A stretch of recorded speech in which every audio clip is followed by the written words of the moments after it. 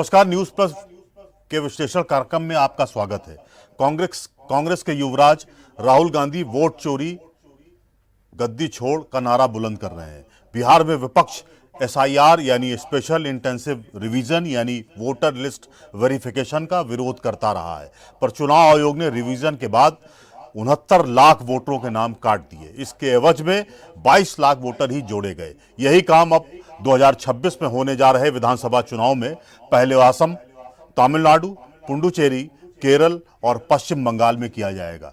चुनाव आयोग गहन रिवीजन करेगा तो स्वाभाविक है कि लाखों नहीं करोड़ों वोटरों के नाम काटे जाएंगे, चाहे वहां पर विरोध करने वालों की ही सरकार क्यों ना हो। इसके बाद यूपी का नंबर है, क्योंकि यूपी में 2027 में चुनावी चौसर बिछेगी। हमारे सूत्र कहते हैं कि अवैध मतदाता, घुसपैठिए तो मताधिकार से बाहर किए ही जाएंगे। इस बार अब उन राज्यों में एक मतदाता एक पोलिंग वोटर सेंटर का फॉर्मूला भी चलेगा, यानी वोटर का नाम कई लिस्ट में नहीं चलेगा। अनुमान है कि एसआईआर में इन 6 राज्यों में 4.25 करोड़ वोटर लिस्ट से बाहर किए जाएंगे। इसी पर हम विश्लेषण करेंगे। इस विश्लेषण में हमारे साथ वरिष्ठ पत्रकार और राजनीतिक विश्लेषक डॉक्टर रमेश वर्मा जी होंगे।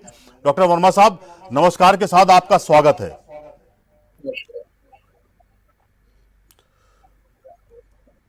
डॉक्टर वर्मा साहब, एक सीधा सा सवाल है। अब पहले 2026 में 5 राज्यों में जिस तरह से रिवीजन होने जा रहा है, एक अनुमान है कि बहुत सारी चीजें उसमें होंगी और अवैध मतदाता, घुसपैठिए ये चिन्हित भी किए जाएंगे और जिन मतदाताओं के नाम कई वोटर लिस्ट में हैं, कई विधानसभाओं में हैं, वो भी हटाए जाएंगे। आपको क्या लगता है, ये एक बड़ा कहीं ना कहीं विपक्ष के लिए एक बड़ा सरदर्द होगा?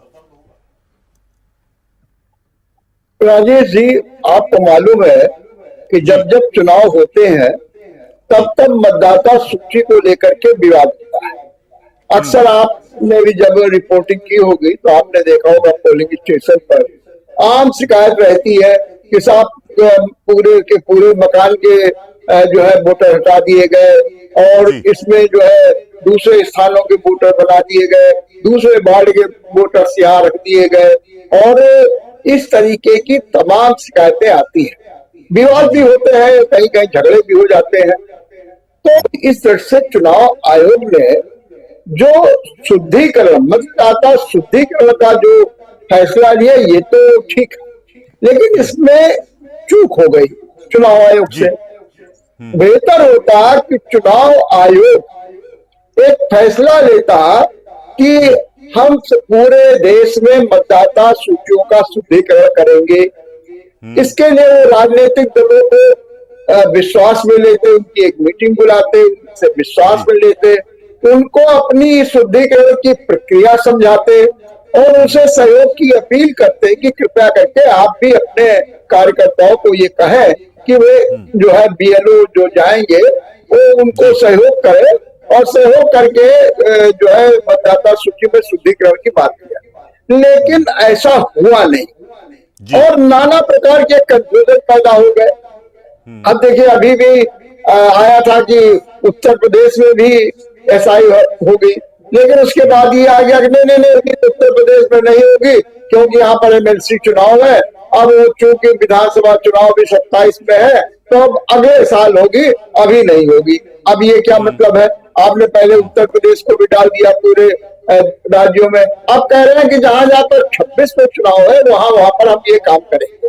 तो ये जो प्रक्रिया अपनाई गई और इससे नाना प्रकार के कंफ्यूजन पैदा हुए और चुनाव आयोग पर वोट चोरी के आरोप भी लगे और नाना प्रकार की समस्याएं भी खड़ी हो गई, मठेड़ा भी खड़ा हो गया। और देखिए, यूं अगर आप देखें तो ये मामला बनता कहां कि जब महाराष्ट्र में मतदाताओं को बढ़ाने की बात की गई, हरियाणा में मतदाताओं के बढ़ाने की बात की गई, कर्नाटक में विवादित स्थिति हुई और राहुल गांधी ने एक नहीं दो बार बाकायदे एक अपने तथाकथित साक्ष्यों के आधार पर यह सिद्ध करने की कोशिश की कि किस तरीके का वहां पर घपला होता है।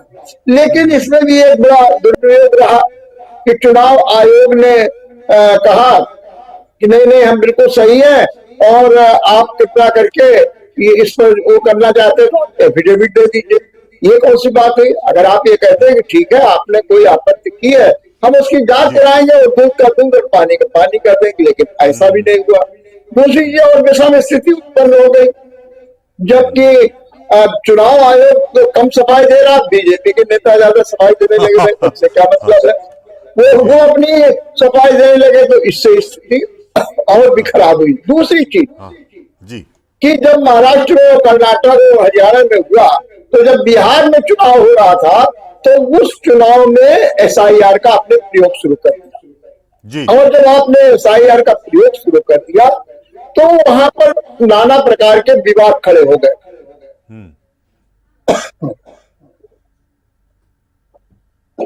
विवाद खड़े हुए और विवाद में ये कहा गया कि सीमांचल में माइनॉरिटीज के वोट काट दिए गए, बंगालियों के वोट काट दिए गए, ये काट दिए गए।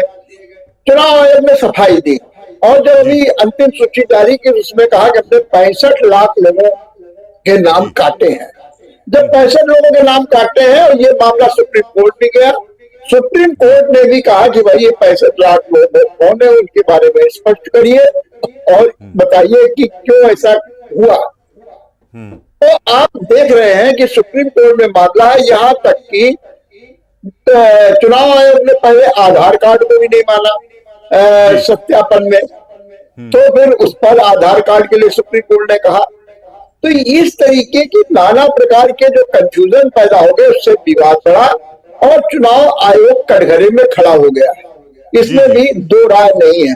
बेहतर होता कि चुनाव आयोग सभी राजनीतिक दलों को विश्वास में लेकर मतदाता शुद्धिकरण का एक अभियान चलाता और उसमें सबसे सहयोग करता, तो शायद इस तरीके के विवाद नहीं खड़े होते। वैसे मतदाता सूची का शुद्धिकरण होना ही चाहिए। वर्मा जी, मैं एक थोड़ा आपके सामने तथ्य रख रहा हूं। जो 5 राज्यों में जिस तरह से एसआईआर होगा और उसके बाद यूपी का नंबर है, तो स्क्रीनिंग के लिए 4 नियम इन्होंने चुनाव आयोग ने बनाए हैं। पहला ये कि वोटर का नाम अगर 2003 की लिस्ट में है तो कोई दस्तावेज नहीं देना होगा, लेकिन फॉर्म तो भरना ही होगा। दूसरा, 1 जुलाई 1987 से पहले जिनका जन्म हुआ है उनको जन्म तिथि या जन्म स्थान का प्रमाण देना ही होगा। तीसरा, 1 जुलाई 1987 से और 2 दिसंबर 2004 के बीच जिनका जन्म हुआ है तो उनको जन्म तिथि जन्म स्थान दोनों का प्रमाण पत्र देना होगा। इसके बाद जो उन्होंने चौथी जो शर्त रखी है या चौथा जो नियम बनाया है कि 2 दिसंबर 2004 के बाद जन्मे जो लोग हैं उनको जन्म तिथि जन्म स्थान का प्रमाण देना ही होगा, साथ में माता पिता के दस्तावेज भी देने होंगे। इतनी कंपल्सन की गई है, इस नियम को इतना सख्त बनाया गया है। आपको क्या लगता है ये तो जो स्क्रीनिंग हो रही है, ऐसा लग रहा है कि हम कोई परीक्षा देने जा रहे हैं, वो उस तरह की स्क्रीनिंग का ये पूरा ब्लूप्रिंट तैयार किया गया है। वर्मा जी, क्या आपको लगता है कि ये जो ब्लूप्रिंट चुनाव आयोग ने बनाया है, 4 कैटेगरी जो सख्त रखी हैं, क्या उनको फॉलो किया जा सकता है या ये मुश्किल सबब है? यही तो विपक्ष मुद्दा उठा रहा। अब आप कह रहे हैं कि माता पिता के दस्तावेज, अब पता नहीं उनके माता पिता जब थे उस समय कैसे दस्तावेज बनते थे, कैसे जन्म प्रमाण बनता था। बहुत से लोग तो अपना पढ़ाई भी नहीं करते थे, स्कूल में भी नाम नहीं लिखाया जा सकता था, कहाँ से वो ले आएंगे।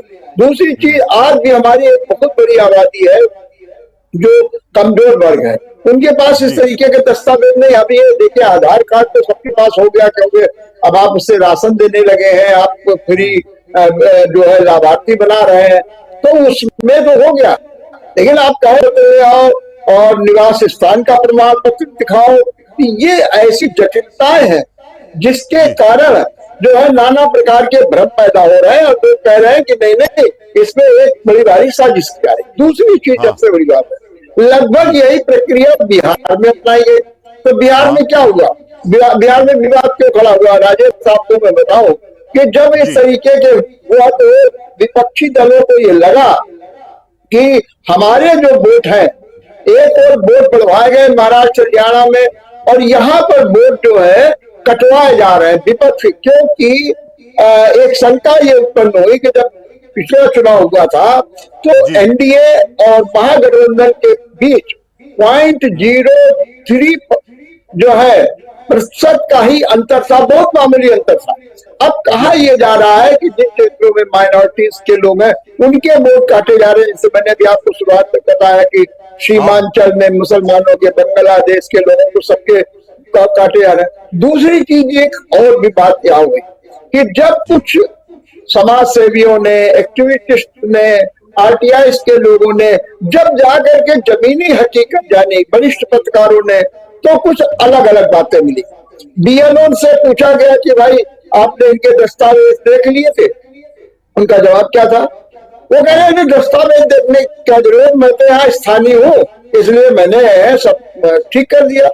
किसी से बीएलओ से पूछा गया कि ये बताइए आपने नाम क्यों काट दिए? उन्होंने कहा मैंने क्यों नाम काट दिए, नाम काटते हैं जिला से, हमसे क्या लेना देना नाम काटने से। किसी से पूछा गया कि आपने ये दस्तावेज देखे? उन्होंने कहा कि हाँ देखे थे, लेकिन उसमें कुछ गड़बड़ी थी इसलिए मैंने वहां पर रिक्वेस्ट करके भेज दिया।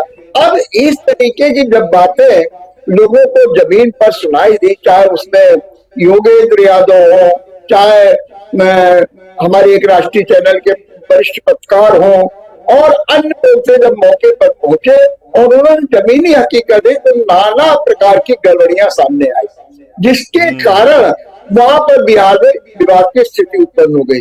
यही सब बातें जो है 4 राज्यों को लेकर के भी हो रहा है। अब एक बात बहुत खड़ा हो रहा है, हम घुसपैठियों को वोट नहीं देने देंगे, घुसपैठ, अरे भाई घुसपैठिए हैं तो ये चुनाव आयोग का काम नहीं है कि घुसपैठिए हैं तो उनको ये करे। ये काम गृह मंत्रालय का, गृह मंत्रालय को चाहिए कि आप अपनी एक सूची निकाल दीजिए कि भाई इतने लोग घुसपैठिए और इनके ना तो वोट करेंगे, इनको हम डिटेंशन करेंगे, इनको डिटेंशन होम ले जाएंगे, इनको हम सीमा पार छोड़ देंगे, हम इनको नहीं बर्दाश्त करेंगे। तो वो काम गृह मंत्रालय का। लेकिन कहीं कहीं लगता है कि चुनाव आयोग काम कर रहा है। चुनाव आयोग ये काम कर रहा है कि वो नागरिकता भी तय करेगा। नागरिकता तय करने का अधिकार चुनाव आयोग को नहीं है, ये गृह मंत्रालय को है। तो इस तरीके के जब नाना प्रकार के कंफ्यूजन हुए और बीजेपी के नेता खाम खाम में बढ़ चढ़ करके बातें करने लगे, जिससे आम जनता में, राजनीतिक दलों में उहापोह की स्थिति बनी, परेशानी की स्थिति बनी, और जो सुप्रीम कोर्ट के आदेश आए उन्होंने भी असमंजस की स्थिति पैदा कर दी कि नहीं नहीं मामला तो कुछ गड़बड़ है। तो इस तरीके के विवाद है। अगर चाहिए चुनाव आयोग को कि वो चाहता है कि हम 4 राज्यों में क्या पूरे देश में करें, लेकिन उन्हें इन बातों को मद्देनजर रखना पड़ेगा कि कौन कहां से लाएगा, कैसे होगा और क्या। दूसरी चीज, अगर पलायन, अभी आप जो 65,000 है उसमें लाखों लोग तो ऐसे हैं जो पलायन का, जो बिहार के लोग मुंबई में काम कर रहे हैं, बिहार के लोग जो है दिल्ली में काम कर रहे हैं, बिहार के लोग दूसरी राज्यों में काम कर रहे हैं, तो अब आपने उनको पलायन में नाम डाल करके कर दिया। अरे भाई हो सकता है वो वोट डालने आए तो आप उनका नाम कैसे काट सकते हैं? और वोटर आईडी भी एक व्यक्ति की पहचान पत्र होता है, आपने उनका नाम डाल दिया तो सबको पहचान पत्र भी चला गया। इसलिए इस तरीके की तमाम कंफ्यूजन, प्रक्रिया में दोष, बीएलओ की लापरवाही, दस्तावेज देखा नहीं देखा, सब एकदम नाम काट दे, जिसी का जो है नाना प्रकार के सवाल खड़े हो रहे हैं। और चुनाव आयोग भी कटघरे में खड़ा हो रहा है, और जो वो चाहता है शुद्धिकरण की, शुचिता चाहता है, पारदर्शिता चाहता है, उसमें भी वो बात नहीं बन पा रही है। ये सबसे बड़ी समस्या है। और अगर चुनाव आयोग ने इसमें जो है बहुत ही समझदारी से काम नहीं लिया तो आप ध्यान रखिएगा कहीं ना कहीं बड़े विवाद हो सकते हैं। आप देखिए पश्चिम बंगाल में ममता बनर्जी तो क्या कह रही हैं, कह रहे हैं दंगे हो जाएंगे, खून खराबा हो जाएगा, वो तो खुली चेतावनी दे रही है, हम एसआईआर करने ही नहीं देंगे। अब आप देखिए अब ये लोग क्या समझ रहे हैं, ये सोच रहे हैं कि चुनाव आयोग के माध्यम से बीजेपी हमारा वोट बैंक कटवाना है। जब ममता जी तो ये मान ही रही है, क्योंकि उनका कहना है कि कितने बार से लोकसभा, विधानसभा बीजेपी बिल्कुल हर हाल में लगी हुई है युद्ध स्तर पर कि हम किसी तरीके सत्ता से बाहर हो जाए। अब जब नहीं हो पा रही तो अभी नया कंडा अपनाया जा रहा है कि हमारे वोटर्स को हटा दिया जाएगा, जहां जहां वोट बैंक होगा हमारा उनके लोगों को हटा देते, ये कह करके घुसपैठियां हैं, ये कुछ है। जी तो इस कारण विवाद की स्थिति उत्पन्न हो रही है। अभी भी समय है कि चुनाव आयोग इस पर पुनर्विचार करे, इसकी प्रक्रिया का सरलीकरण करे और निश्चित रूप से शुद्धता होनी चाहिए, इसमें भी दो राय नहीं है, मैं बार बार कह रहा हूं। लेकिन जो प्रक्रिया है और जो विश्वास पैदा करने की बात है वो नहीं हो पा रही है, जिसके कारण नाना प्रकार की समस्याएं पैदा हो रही है। वर्मा जी, एक एक तथ्य मैं आपके सामने रख रहा हूं, वो भी देख लीजिए। आप बातें तो वही कर रहे हैं, बंगाल में 1.25 करोड़, असम में 1 करोड़, यूपी में 2 करोड़, तमिलनाडु और केरल में 39 लाख वोटर काटे जाने का अनुमान है। ये अनुमान है, ये मतलब प्राइमा फेसी अनुमान है। और बिहार में 2.93 करोड़ वोटरों का वेरिफिकेशन किया गया था। उसके एवज में अगर आप अंदाजा लगाएंगे तो बहुत सारे वोटर कट गए, इसमें कोई दो राय नहीं है। लेकिन जो स्थितियां हैं उसमें आपका क्या व्यू पॉइंट है कि ये जो राज्य हैं जहां पर चुनाव होने हैं, तो विपक्ष की आशंका और विपक्ष का अपना एक कहीं ना कहीं जो आरोप है वो कहीं ना कहीं सिद्ध तो हो ही रहा है। देखिए राजेश, यहाँ पर फिर वही एक बात खड़ी हो रही है। जी आप कह रहे हैं कि हम अभी वेरिफिकेशन कराएंगे, अब पहले से भी अनुमान आ गया कि इतने करोड़ वहां कट जाएंगे, फलानी जगह इतने लाख कट जाएंगे, वहां पर इतने लाख कट जाएंगे।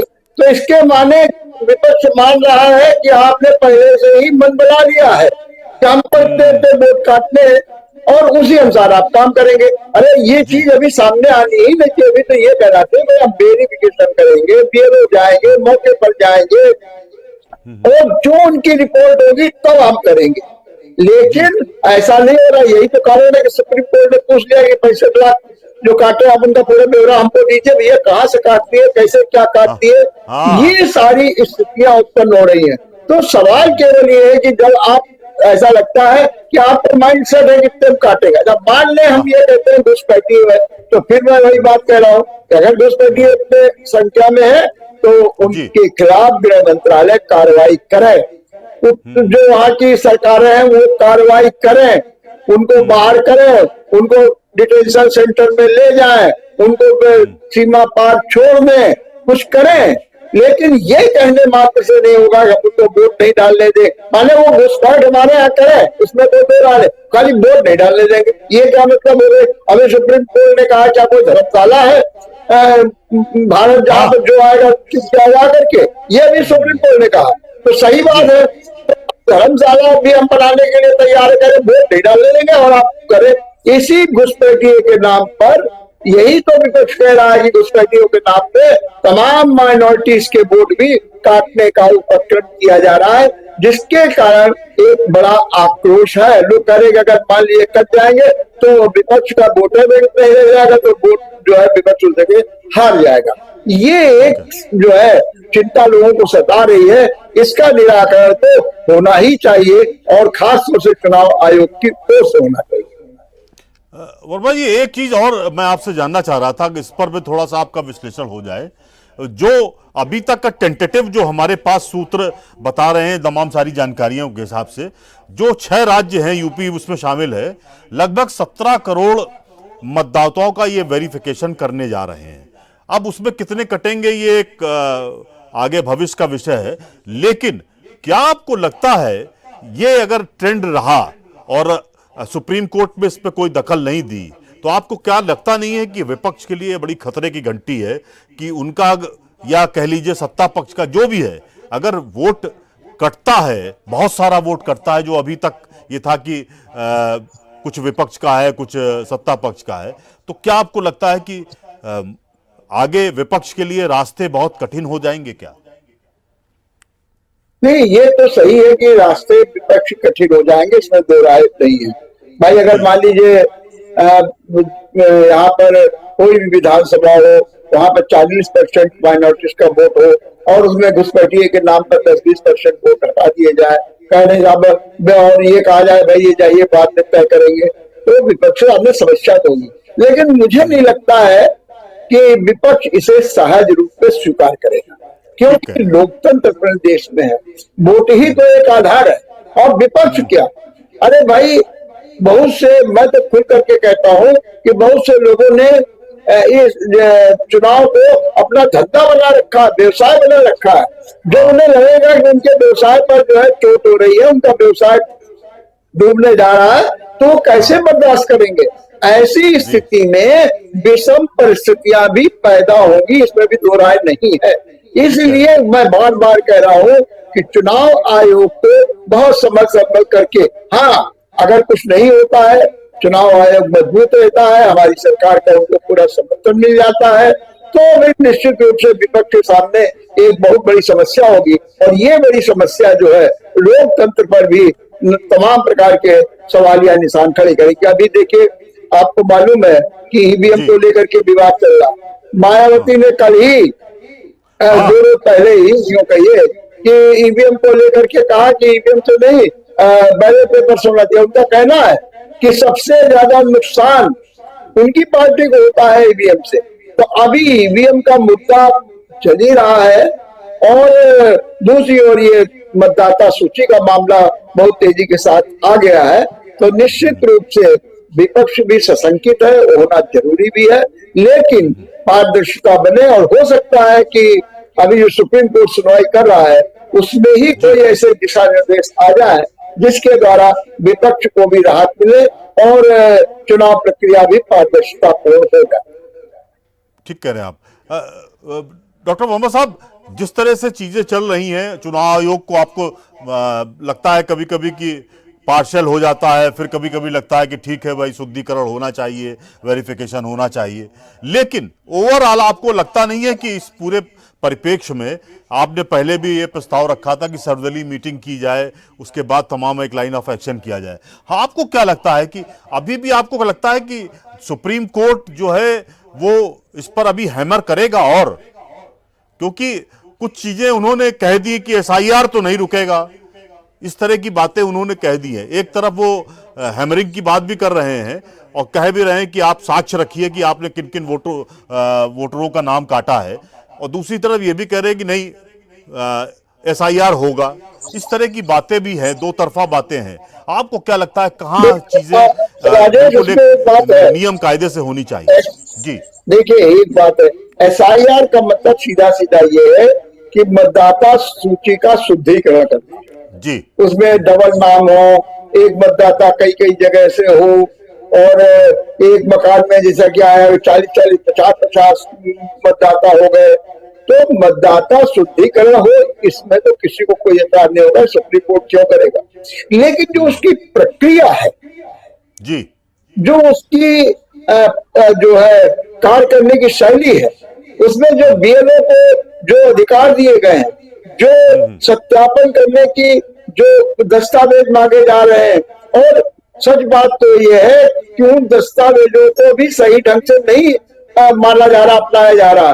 दूसरी चीज है कि पर्याप्त समय बिहार में नहीं दिया गया, और अगस्त से ये सब शुरू हुआ, उसके बाद आनंद फानंद में सितंबर में मतदाता सूची भी जारी कर दी गई। बेहतर होता कि और समय लिया जाता और एक सामान्य प्रक्रिया। और दूसरी चीज, चुनाव आयोग की इतनी शक्ति होती, देखिए मैं आपको बता रहा हूं यहाँ पर एक बार शक्ति होती, तो बीएलओ की या किसी भी निगम की ये हिम्मत नहीं पड़ती कि वह ऐसी कुछ लापरवाही गड़बड़ी होने देता। आपको मालूम होगा कि चुनाव में कितनी धांधली होती थी, कौन नहीं जानता।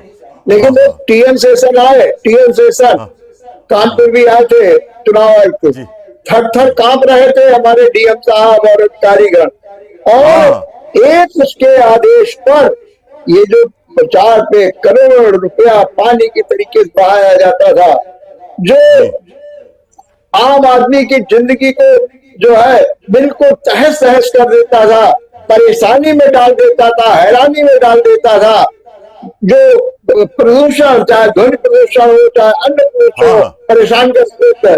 तो टीएम सेशन ही तो था, उसने एक आदेश पर पूरे देश में जो है माहौल को शांत कर दिया। और आप देखिए कितने अच्छे चुनाव हो रहे हैं, अब कहीं कुछ ऐसा नहीं हो रहा है। लेकिन इसके लिए फिर एक इच्छा शक्ति चाहिए और अपने को भी ये मजबूत करना चाहिए कि नहीं, हम सकते हैं, चाहे जैसे ईमानदारी से कर लिया जाए। लेकिन आप चुनाव आयोग बीएलओ पर बात डाल दे, बीएलओ वाले जिले पर बात डाल दे, इस तरीके से काम नहीं चलता है। और यही कारण है कि नाना प्रकार के कंफ्यूजन पैदा हुए, नाना प्रकार की समस्याएं पैदा हुई और वोट जो रैली निकालनी पड़ी। राहुल गांधी को आज राहुल गांधी अभी कह रहे हैं कि हम हाइड्रोजन बम फोड़ेंगे, पता नहीं कब फोड़ेंगे, क्या करेंगे। लेकिन कहीं ना कहीं अब देखिए, कर्नाटक में जब उन्होंने बताया कि वो वोट काटे गए कैसे, तो उसमें ये हुआ कि हाँ इतने जरूर नहीं काटे, 24 तो पता लगे थे, उसमें कार्रवाई की गई। ये भाई 24 कहाँ से आ गए, कैसे काटा, क्यों काटा गया? हम तो 24 ही सही। अरे भाई चोरी तो चोरी, एक चोरी हो चाहे 10 चोरी हो। भाई आदमी कहता कि मैं तो जीत गया चुनाव करके, यार एक वोट से जीता, एक वोट से जीते चाहे 1000 वोट से जीते, चुनाव तो जीत गए। तो वही हाल है कि आप कह रहे हैं कि नहीं, जो संख्या बताई जा रही है वो ज्यादा है। केवल 24 मामले पड़े थे और उसमें हमारे चुनाव आयोग ने वहां के कर्नाटक के बाकायदे एफआईआर भी की थी। तो ये सब क्या है? ये सब दर्शाता है कि मामला कहीं ना कहीं प्रश्नों के चिन्ह में लगा हुआ है। ठीक कह रहे हैं आप। वर्मा साहब, आपका बहुत बहुत धन्यवाद और बहुत अच्छी सी बातें हुई। एक फाइनल कमेंट संक्षेप में आपसे चाह रहे थे, आने वाले वक्त में क्या एसआईआर एक बड़ा मुद्दा सत्ता पक्ष और विपक्ष के लिए होगा क्या? बहुत संक्षेप में डॉक्टर साहब। हाँ देखिए, ये मुद्दा है जो एसआईआर का भी, देखिए बिहार के चुनाव में भी उठ सकता है। हालांकि वहां पर मुद्दा ट्रेंड किया जा रहा है।